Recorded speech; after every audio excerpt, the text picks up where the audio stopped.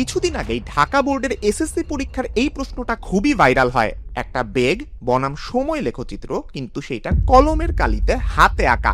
আপনি নিশ্চয়ই ভাবতেছেন এইটার জন্য তো এখন ইলাস্ট্রেটর, ফটোশপ কিছুই শিখা লাগে না। জিপিটি ইমেজ 2.0, ন্যানো ব্যানানা, ক্যানভাসের এই যুগে এখনো হাতে আঁকা লেখচিত্র পরীক্ষার প্রশ্নে দেখলে পোলাপনের মাথা গরম হবে, এইটাই স্বাভাবিক। আমি নিজে একটু ট্রাই করছি। জেমিনাই তো একটা প্রম্পটের মধ্যে এইটারে অনেকটা পারফেক্ট বানায় ফেলছে।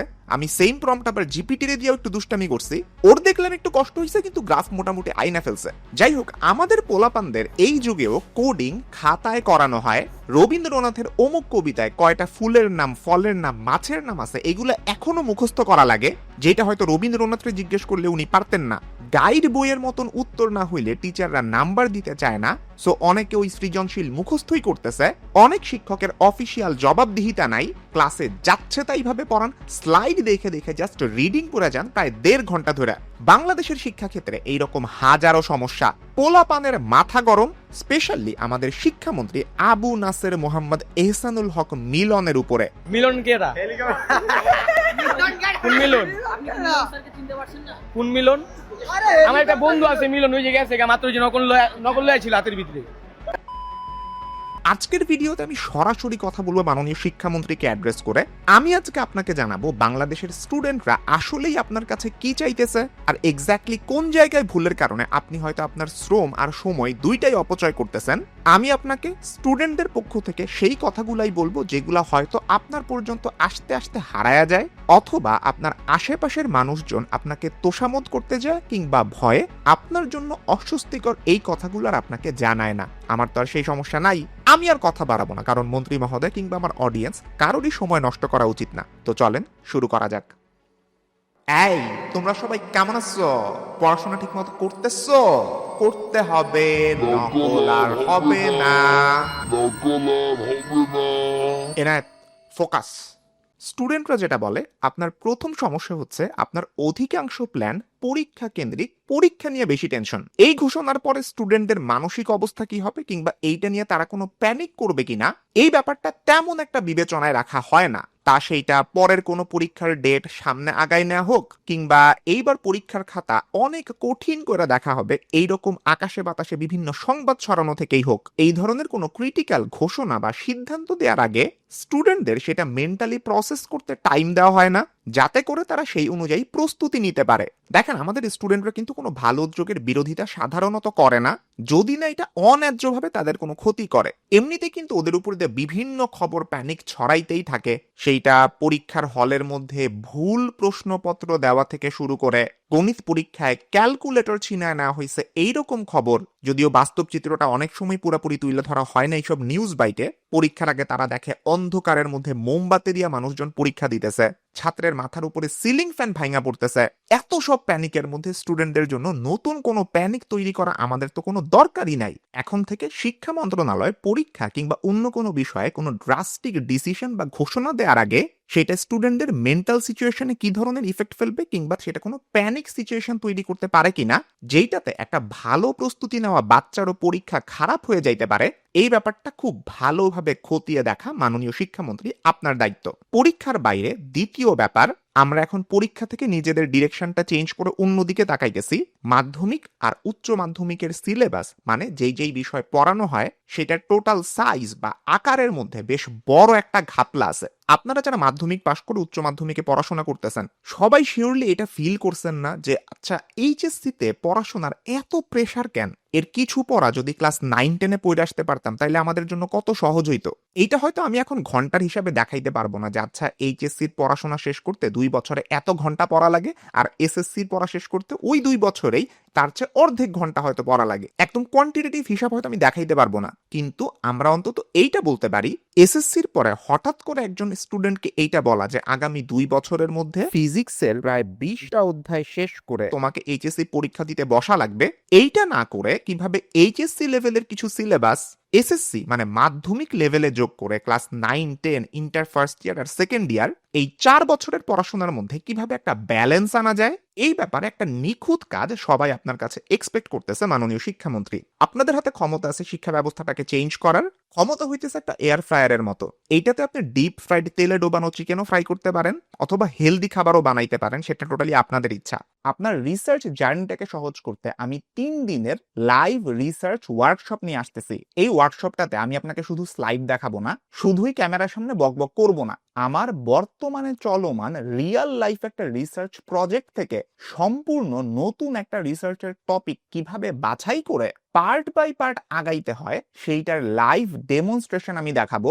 একটা রিসার্চকে আমি কিভাবে একদম জিরো থেকে দাঁড় করাই এই সম্পর্কে খুঁটিনাটি জানতে চাইলে আপনি রিসার্চ ওয়ার্কশপে জয়েন করতে পারেন। 3টা ক্লাসে আমি আপনাদের সাথে সরাসরি কথা বলবো, ডিরেক্টলি আপনাদের সাথে কথা বলে আপনাদের সমস্যাগুলো বোঝার চেষ্টা করব, যাতে নতুন যারা রিসার্চ শুরু করতেছেন বা শুরু করতে চান তাদের জন্য বুঝতে সুবিধা হয়। ক্লাস চলাকালীন সময়ে আর তার পরবর্তী 3 মাস আপনার গবেষণা সংক্রান্ত যে কোনো সমস্যা হবে, ইমেইলের মাধ্যমে আপনি আমাকে যে কোনো সময় যে কোনো জিনিস জিজ্ঞাসা করতে পারবেনই। সো এইটা জাস্ট 3 দিনের ওয়ার্কশপ না, বলতে পারেন 3 মাসের একটা জার্নি। ওয়ার্কশপের ডিটেইলস ডেসক্রিপশন বক্স আর পিন্ড কমেন্টের মধ্যে আমি দিয়ে রাখছি। তৃতীয় সমস্যা, আমাদের আইসিটি বা কম্পিউটার রিলেটেড শিক্ষার একদম যাচ্ছে তাই অবস্থা। আইসিটি বইতে এখনো 2007 সালের সফটওয়্যার শেখানো হয়, কোড খাতায় করায় এখনো নম্বর দেওয়া হয়, যেখানে এআই চলে আসছে। দেখেন, এতে করে স্টুডেন্টদের 2টা ক্ষতি হয়। এক, এগুলা পড়ার পরে ওরা যখন চাকরির বাজারে যায় দেখবে এইসব চাকরি আউটডেটেড, এইগুলা পারা মানুষের কোনো চাকরি নাই, ওদের তখন একবার মাথা গরম হবে। আর 2,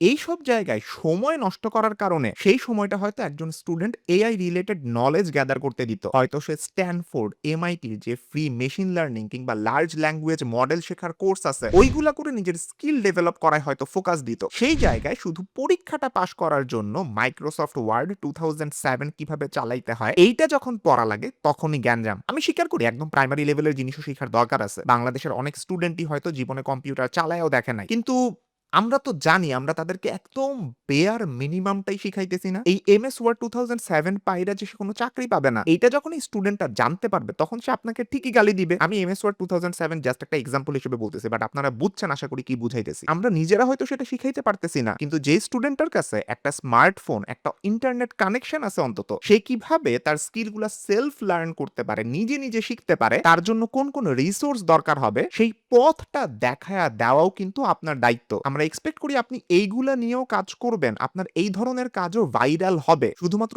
পরীক্ষা সংক্রান্ত জিনিস না, আমরা জানি আমাদের হয়তো সব স্কুলে প্র্যাকটিক্যালের যন্ত্রপাতি দেওয়া সম্ভব না, কিন্তু আপনি জানেন আমি এখন যেখানে পিএইচডি করতেছি এইখানেও কিন্তু অনেক সময় ল্যাব করানোর টাইমে অনেক দামি দামি ইনস্ট্রুমেন্ট সব সময় ম্যানেজ করা সম্ভব হয় না। চিন্তা করেন এত টাকাওয়ালা একটা স্কুল, ওরাও পারে না সব সময় এটা করতে, কিন্তু তখন ওরা কি করে, ওদের সলিউশনটা খুব ইন্টারেস্টিং। ওরা নিজেদের সিস্টেম দিয়ে এআই কে ট্রেন করতেছে, ভার্চুয়াল রিয়ালিটিতে ল্যাবকে নিয়ে যাইতেছে, যেখানে আপনার এত দামি ইনস্ট্রুমেন্ট ডাইরেক্টলি ইউজ করা হয়তো দরকার পড়তেছে না, এইগুলো সরাসরি ইউজ না করেও কোনো অ্যাপের মাধ্যমে আপনি ফুল ল্যাব করার একটা এক্সপেরিয়েন্স পাইতেছেন। চায়না যেটা অনেক দিন আগে থেকেই করে আসতেছে, এই ধরনের ভার্চুয়াল রিয়েলিটি ল্যাব শিখানো আপনারা হয়তো শর্টস বা রিলে অনেক দেখছেন। আমাদের তো এখন ভাই এই লেভেলে চিন্তা করতে হবে, এখনো মানধাতার আমলে পড়ে থাকলে হবে না। আমাদের স্টুডেন্টদের এখন প্র্যাকটিক্যাল ফিল্ডে দক্ষ করা দরকার, যেমন ড্রোন তৈরি করা, এই ধরনের এআই বেসড স্মার্ট অ্যাপ তৈরি করা। বানাইলে ওরা সেটা ক্লড দিয়াই, অসুবিধা নাই, কিন্তু ওদের মাথার ভিতরের যে ফ্লুইড মেকানিক্স, ফিজিক্স, ম্যাথের নলেজটা, এইটা কিভাবে কোডিং পর্যন্ত, অ্যাপ বানানো পর্যন্ত ডেলিভার করা লাগে, এইটা ওদেরকে শেখানো এবং অ্যাপ্লাই করার সুযোগ দেওয়া, এতটুকু আপনাকে নিশ্চিত করতে হবে। শুধুমাত্র পরীক্ষা সেন্ট্রিক মাইন্ডসেট থেকে বের হয়ে পরীক্ষার বাইরের এর পরবর্তী সমস্যা, স্টুডেন্টদের মুখস্থ করার প্রবণতা থেকে বের করা যাইতেছে না। নাম্বার 1 উদাহরণ, শহরাঞ্চলে মোটামুটি ঠিক থাকলেও গ্রামের দিকে গাইড বইয়ের মতন যদি আপনার উত্তর না হয়, টিচাররা নাম্বার দিতে চায় না। কেউ যদি মুখস্থ না করে নিজের মাথা থেকে ব্রেইন দিয়ে লেখে, দেখা যায় সে হয়তো কম নাম্বার পাইতেছে। শেষ পর্যন্ত কি হয় সৃজনশীল প্রশ্নের, যেই লাউ সেই কদু, সবাই আবার সেই গাইড বই মুখস্থ করায় লাগছে। নাম্বার 2, টিচারদের সিন্ডিকেটগুলা এখনো ভাঙা হয় নাই, যারা অনেকটা ব্ল্যাকমেইল করে স্টুডেন্টদের নিজেদের কোচিং এ পড়তে বাধ্য করে। অনেক সময় পরীক্ষায় আসবেই এমন প্রশ্ন হাতে ধরা দেয় স্কুলের পরীক্ষার, আর স্টুডেন্টরা সেটা মুখস্থ করে পরীক্ষার হলে বমি করে দিয়ে আসে আর ছাক্কা নাম্বার পাইতেছে। মাননীয় শিক্ষামন্ত্রী, এই সিন্ডিকেটগুলা আপনার ভাঙা লাগবে। আমাদের টিচারদের কোনো জবাবদিহিতা নাই স্টুডেন্টদের কাছে। আমার পিএইচডি ভার্সিটির একটা কাহিনী বলি। এক ছেলে ক্লাসে টিচারের পড়ানোর সময় বুঝে গেছে টিচার এই স্লাইডগুলা পুরাপুরি ভাবে ক্লড বা চ্যাট জিপিটি দিয়ে বানাইছে। সে সাথে সাথে ওই টিচারকে সু করছে যে ভাই, আমি এত টাকা টিউশন ফি দিয়ে আপনার ক্লাস করতে আসছি, আর আমার টিচার এআই দিয়ে স্লাইড বানায় আমাকে পড়াইতেছে, তাইলে আমি এত টাকা দিয়ে ক্লাস করতে আসছি কেন, একটা ইউনিভার্সিটি ডিগ্রি নিতে আসছি কেন? $20 জিপিটি সাবস্ক্রিপশন নিয়েই তো আমি বাসায় বসে ক্লাসের পড়া পুরোপুরি পড়তে পারি। ওয়েল, চিন্তা করেন একবার, বাংলাদেশে কোনো টিচারের এগেইনস্টে ভয়েই হয়তো আপনারা এই কথাটা বলতে পারতেন না। ভয় থাকতো না জানি আবার পরে উনি পরের কোনো একটা পরীক্ষার প্রশ্ন কঠিন করবে বা খাতা কঠিনভাবে দেইখা পুরা ব্যাচের স্টুডেন্টদের ফেল করায় দিবে। বাইরের দেশে কিন্তু উল্টাটা হয়। টিচাররা স্টুডেন্টদের ভয় থাকে উল্টা, কারণ যখন কোর্সটা শেষ করা হয় ইউনিভার্সিটির কাছে স্টুডেন্টদের কাছ থেকে অ্যানোনিমাস রিভিউ যায় টিচারদের ব্যাপারে। অ্যানোনিমাস রিভিউ মানে হইতেছে আপনি যে রিভিউ দিবেন ওটাতে আপনার নাম পরিচয় কিছু থাকবে না। আপনি যদি এখানে টিচারের একটা গালিও দেন, কে গালিটা দিছে এটা ধরার কোনো উপায় নাই। কাজেই একদম অনেস্ট রিভিউ যায়। খুব বেশি বাজে রিভিউ হইলে টিচারের চাকরি পর্যন্ত চলে যেতে পারে। অনেকে আবার এই সাজেশনে দিতেছে টিচারদের পারফরমেন্স বেসড স্যালারি দেয়া যায় কিনা, মানে যেই টিচার বেশি ভালো পড়াবে তার বেতনও বেশি হবে, যিনি কম ভালো পড়াবেন উনি বেতন কম পাবেন। এইভাবে যদি ভালো পড়ানোতে আমরা একটা ইনসেনটিভ দিতে পারি তাইলে টিচাররা ভালো পড়ানোতে আরো উৎসাহী হবে। ভালো যে টিচাররা ক্লাস নেন তাদের ক্লাসের ভিডিও ইউটিউবে ওপেনলি ছেড়ে দিতে হবে, যাতে স্টুডেন্টরাও সেটা দেখতে পারে, যাতে অন্য টিচাররা সেটা দেখে শিখতেও পারে। তবে আমাদের অতীত এক্সপিরিয়েন্স বলে এই ধরনের ভিডিওগুলার এডিট কন্ট্রাক্ট ম্যারেজ সিনেমার এডিটর সাহেবের এডিটের মতন হয়ে যায় অনেক ক্ষেত্রে। আশা করি আপনারা এই দিকে খেয়াল রাখবেন। অলরেডি ট্রেইলার কিন্তু আপলোড হয়ে গেছে। আমাদের অনেক শিক্ষক আউটডেটেড, যুগের সাথে সাথে আপডেটেড হন নাই। একটু আগে আমি যেই ভার্চুয়াল রিয়েলিটির ফ্লুইড মেকানিক্স বা কেমিস্ট্রি ল্যাবের কথা বললাম না, বাংলাদেশের কতজন মফস্বল অঞ্চলের টিচার এই ট্রেনিংটা নিতে পারবে বা এটা চালাইতে পারবে আমাকে একটু বললেন তো। স্টুডেন্টদের সাথে টিচারদের বয়সের গ্যাপ অনেক বেশি হয়ে যাইতেছে। একজন টিচার কতজন স্টুডেন্টকে পড়াবে, মানে টিচার টু স্টুডেন্ট রেশিও, এইটার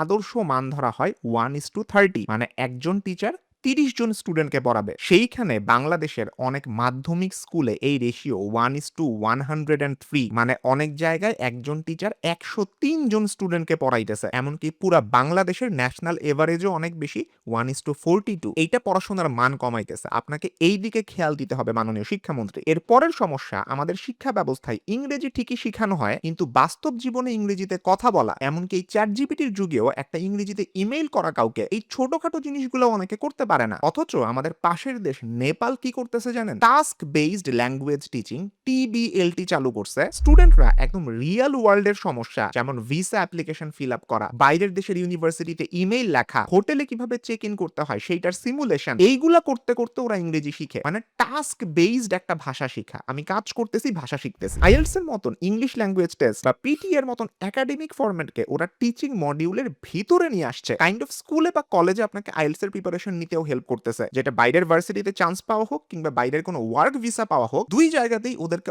অনেক হেল্প করতেছে। ওদের প্রজেক্ট অ্যাব্রড নেপাল আছে, এইটার মাধ্যমে বাইরের দেশের নেটিভ ইংলিশে কথা বলে যে স্পিকাররা, ওদেরকে ওরা কমিউনিটি রুমে নিয়ে আসতেছে ইংলিশ শেখানোর জন্য। পাশের দেশ ইন্ডিয়ার দিকে আপনি তাকান, স্কুলগুলাতে ডিজিটাল ল্যাঙ্গুয়েজ ল্যাব সাথে ইন্টারঅ্যাক্টিভ সফটওয়্যার দিয়ে দিছে। স্টুডেন্টরা মানুষের সাথে না বরং এআই এর সাথে কথা বলে বলে ইংরেজি শিখবে। সারাদিন আপনি কথা বলতে পারবেন, কোনো সমস্যা নাই। একটা মডিউল আছে ওদের কারিকুলামে, English for specific purposes ESP. স্টুডেন্টরা মক ইন্টারন্যাশনাল জব ইন্টারভিউতে পার্টিসিপেট করে, গ্রুপ ডিসকাশন ইংরেজিতে হয়, multi national corporate presentation simulation হয় ইংরেজিতে। এইগুলাকে ওরা প্র্যাকটিক্যালি অনেক বেশি ছড়াই দিছে। আর আমরা কি সেই তুলনায় অনেক বেশি পিছিয়ে আছি না মাননীয় শিক্ষামন্ত্রী?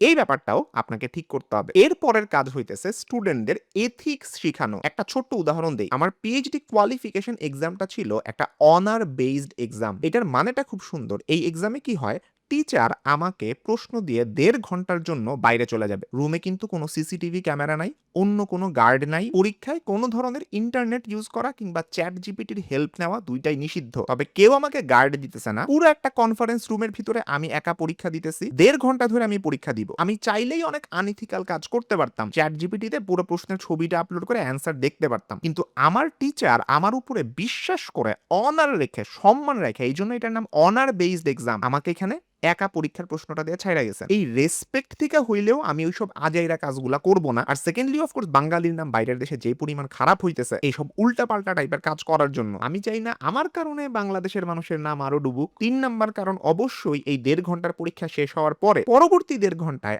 আমি খাতার মধ্যে যে উত্তরগুলা লিখছি সেইটা এক্সাম কমিটির সামনে বোর্ডে আবার লেখা লেখা প্রেজেন্ট করা লাগবে, যে আমি এই উত্তরটাকে কেন সঠিক মনে করতেছি, এটা মানে প্রুফ করা লাগবে। আমি এটা কি লিখছি, কেন লিখছি, এটা এই এইরকম না হয়ে ওই রকম হইল না কেন? কাজেই আজাইরা দুষ্টামি করার এখানে কোনো সুযোগ নাই। তবে এইটাই কিন্তু এথিক্স। আমি কয়েকদিন আগে সিভিক সেন্স নিয়ে আলাদা একটা ভিডিও করছিলাম। এই ধরনের এথিক্স গুলা মানে হইতেছে কি, এইটা না মানলে আপনাকে ইমিডিয়েটলি কেউ কোনো শাস্তি দিবে না। রাস্তায় ট্রাফিক রুল আপনি মানেন নাই, অনেক দেশ আছে লাল বাতিতেও আপনি গাড়ি চালালে ইমিডিয়েটলি আপনাকে পুলিশ ধরবে না হয়তো, তবে এটা আপনার নিজের ব্যাপার। আপনি দেশের নাগরিক হিসেবে একটা দেশের আইন অমান্য করতেছেন, এটাতে আপনার কষ্ট লাগা উচিত, গিল্ট ফিল করা উচিত। এইটা আপনার দেশের সম্মানকে নিচে নামায় দেয়, আর এই জন্য এই টাইপের কাজগুলো থেকে আপনাকে দূরে থাকতে হবে।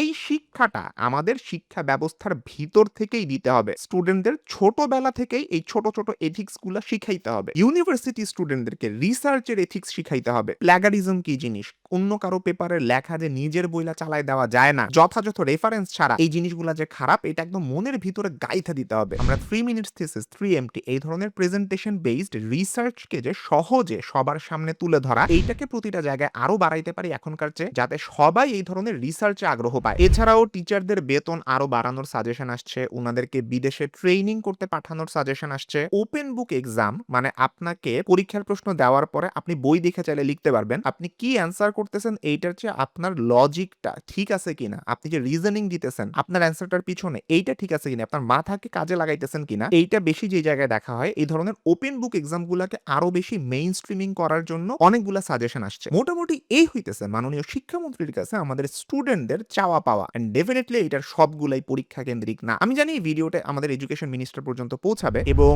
এই ধরনের সামনে আরো অনেকগুলো ভিডিও বানানোর আমার ইচ্ছা আছে, যখন যখন স্টুডেন্টদের এক্সপেকটেশনের সাথে শিক্ষা মন্ত্রণালয়ের কাজের একটা গড়মিল দেখা দিবে, আমি ওই গড়মিলটা ঠিক করার জন্য একটা ভিডিও বানাবো। এটা আমার সামনের প্ল্যান। এটা শিক্ষা মন্ত্রণালয় ইমপ্লিমেন্ট করে কি করেন এটা তাদের ব্যাপার, আমি আমার ভিডিও বানানোর কাজ করে যাব। আজকের ভিডিও এই পর্যন্তই। আমি আশা করব শিক্ষা মন্ত্রণালয়ের এই দিকগুলো যারা হ্যান্ডেল করেন তারা এই ভিডিওটা দেখবেন এবং সেই অনুযায়ী ব্যবস্থা নেবেন, ইমপ্লিমেন্ট করবেন, বাস্তবায়ন করবেন এই আইডিয়াগুলা। অনেকগুলা ভালো ভালো আইডিয়া কিন্তু স্টুডেন্টরা আপনাদেরকে দিছে। আবার বলে এইগুলা সবকিছু আমার মাথা থেকে আসে নাই, আমি আলাদাভাবে পোস্ট করছিলাম, সেইখানে অনেকে এরকম ভালো ভালো আইডিয়া বা সাজেশন গুলা তুলে আনছে। আপনাদের যদি এই ধরনের ভিডিওগুলা ভাল লাগে, আপনারা এই চ্যানেলটা সাবস্ক্রাইব করে রাখতে পারেন এবং পাশে থাকা বেল আইকনটা প্রেস করতে কখনোই ভুলবেন না।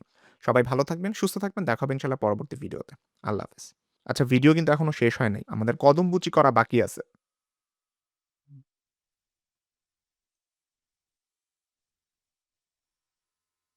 ডান।